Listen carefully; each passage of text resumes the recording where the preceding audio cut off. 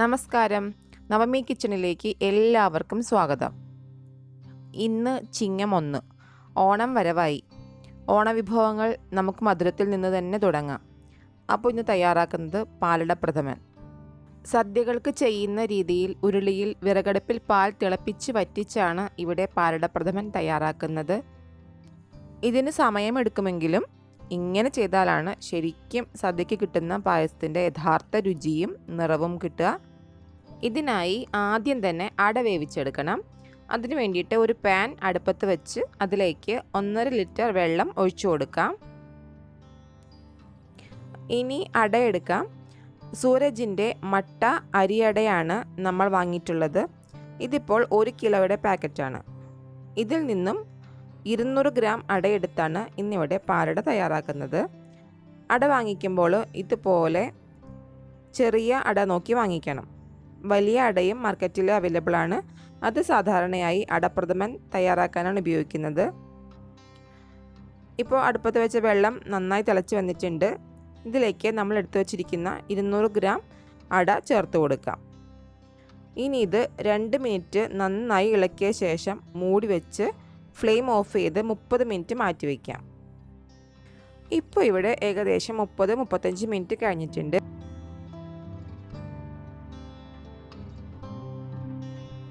ഇപ്പോൾ അട നന്നായി വെന്തിട്ടുണ്ട്. ഇതിനൊരു സ്റ്റെയിനറിലേക്ക് ഊറ്റിയെടുക്കാം. അതിനുശേഷം 2-3 വട്ടം തണുത്ത വെള്ളത്തിൽ കഴുകിയെടുക്കാം. അങ്ങനെ ചെയ്യണത് അടയിലുള്ള കളി അല്ലെങ്കിൽ പശ പോകാൻ വേണ്ടിയിട്ടാണ്. ഇനി ഇത് വെള്ളം വാർന്ന് പോകാൻ വേണ്ടി സ്റ്റെയിനറിൽ തന്നെ വയ്ക്കാം. പാലട തയ്യാറാക്കുന്നതിന് വേണ്ടി ഇനി വേണ്ടത് പാലാണ്. നമ്മളിവിടെ മിൽമയുടെ പാലാണ് എടുത്തിരിക്കുന്നത്. ഫുൾ ഫാറ്റ് മിൽക്കാണ് ഇതിനാവശ്യം. 2 ലിറ്റർ പാലാണ് 200 ഗ്രാം അടയ്ക്ക് വേണ്ടി നമ്മൾ ഉപയോഗിക്കുന്നത്. ഇനി ഉരുളി അടുപ്പത്ത് വെച്ച് എടുത്തു വച്ചിരിക്കുന്ന പാല് ഇതിലേക്ക് ഒഴിച്ചു കൊടുക്കാം. ശേഷം 1 ലിറ്റർ വെള്ളവും ചേർത്ത് കൊടുക്കാം. ഇത് കവറെല്ലാം കഴുകിയെടുത്ത വെള്ളത്തോട് കൂടിയതാണ്. ഇപ്പോൾ ഇവിടെ 2 ലിറ്റർ പാലും 1 ലിറ്റർ വെള്ളവും ഉണ്ട്.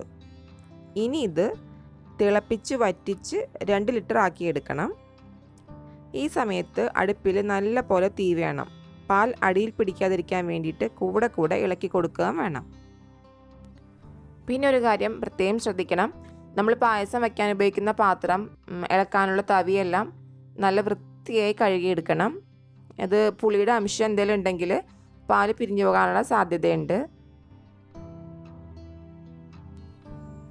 പാൽ നന്നായി തിളച്ച് വന്നിട്ടുണ്ട്.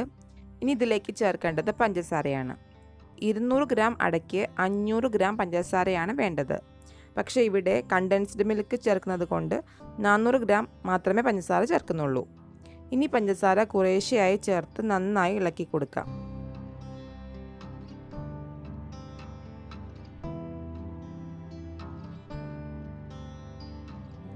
പഞ്ചസാര നന്നായി അലിഞ്ഞതിന് ശേഷം ഇതിലേക്ക് കണ്ടൻസ്ഡ് മിൽക്ക് ചേർത്ത് കൊടുക്കാം.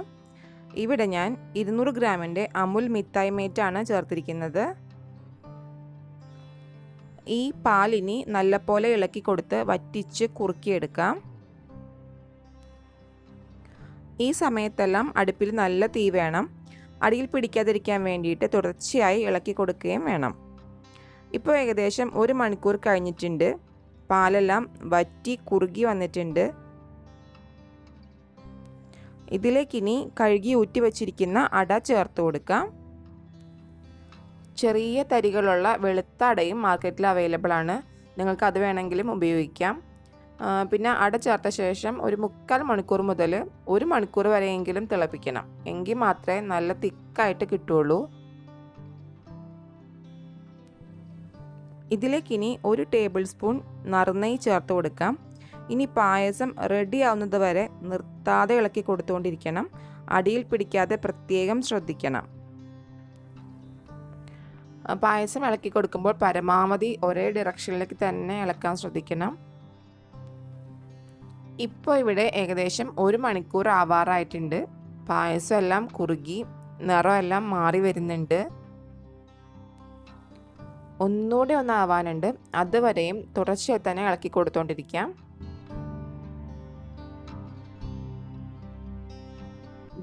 ഇപ്പം നമ്മുടെ പായസം നന്നായിട്ട് വെന്ത് കുറുകി ക്രീമി ആയിട്ട് വന്നിട്ടുണ്ട്.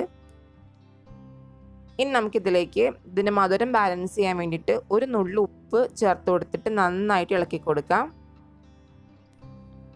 ചേരുവകളുടെ അളവുകൾ ഡിസ്ക്രിപ്ഷൻ ബോക്സിൽ കൊടുത്തിട്ടുണ്ട്, അത് കൃത്യമായിട്ട് ചെയ്യാൻ ശ്രദ്ധിക്കുക. ഇനി ഏലക്ക പൊടിച്ചത് ചേർത്ത് കൊടുക്കാം. 4 ഏലക്ക ചൂടാക്കിയ ശേഷം പഞ്ചസാര ചേർത്ത് പൊടിച്ചെടുത്തതാണിത്. ഇത് തികച്ചും ഓപ്ഷണലാണ്.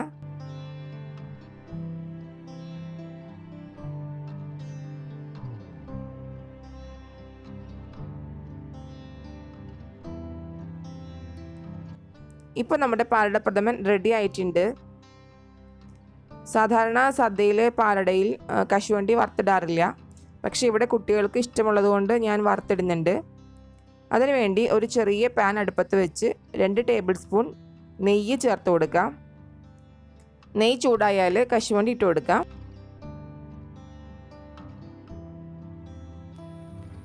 ഇതിൻ്റെ നിറം ഒന്ന് മാറി വന്നു കഴിഞ്ഞാൽ നമുക്കിത് പായസത്തിലേക്ക് ചേർത്ത് കൊടുക്കാം. ഇത് ഏകദേശം 3 ലിറ്റർ പായസം ഉണ്ടാകും. ചെറിയ കപ്പിൽ 24 പേർക്ക് സെർവ് ചെയ്യാൻ പറ്റും. ഇപ്പോൾ നമ്മുടെ പായസം നല്ല പെർഫെക്റ്റ് ആയിട്ട് വന്നിട്ടുണ്ട്. ഇപ്പോൾ 2 മണിക്കൂർ കഴിഞ്ഞിട്ടുണ്ട് കേട്ടോ. ഇനി ഒരു തവി വെച്ച് ഞാൻ അതിൻ്റെ പരുവം നിങ്ങൾക്ക് കാണിച്ചു തരാം. ഇത് കണ്ടോ, തവിയിൽ ഇതുപോലെ നല്ല ക്രീമി ആയിട്ട് പിടിച്ച് നിൽക്കണം. കൺസിസ്റ്റൻസി കറക്റ്റ് അല്ലെങ്കിൽ വെള്ളം പോലെ ഒലിച്ചു പോകും. നമ്മുടെ പാലടപ്രഥമൻ നല്ല പിങ്ക് നിറത്തിൽ വന്നിട്ടുണ്ട് കേട്ടോ. പക്ഷെ അടുക്കളയിലെ ക്യാമറയിൽ നല്ല കൃത്യമായിട്ട് അറിയാൻ പറ്റണില്ല. ഇത് പുറത്ത് കൊണ്ടുപോയിട്ട് കാണിച്ചു തരാം. ഇതാ നമ്മുടെ പാലടപ്രഥമൻ ഒരു സെർവിങ് ബൗളിലേക്ക് മാറ്റുന്നുണ്ട്. സദ്യക്കെല്ലാം കിട്ടുന്ന അതേ രുചിയിലും നിറത്തിലുമാണ് നമുക്ക് ഈ പാലടപ്രഥമൻ കിട്ടിയിരിക്കുന്നത്. നല്ല ടേസ്റ്റുമാണ്. അപ്പോൾ എല്ലാവരും ഈ ഓണത്തിന് ഇതൊന്ന് ട്രൈ ചെയ്ത് നോക്കണം. നിങ്ങളുടെ ഫീഡ്ബാക്ക്സ് കമൻറ്റ് ബോക്സിൽ അറിയിക്കണം. നിങ്ങൾക്ക് വീഡിയോ ഇഷ്ടമായിട്ടുണ്ടെങ്കിൽ ലൈക്ക് ചെയ്യാനും ഷെയർ ചെയ്യാനും മറക്കരുത്. ആദ്യമായി കാണുന്ന കൂട്ടുകാർ സബ്സ്ക്രൈബ് ചെയ്യാനും മറക്കരുത്. അപ്പോൾ വീണ്ടും നല്ല വീഡിയോയുമായി വരാം. അതുവരേക്കും ബൈ. Thank you.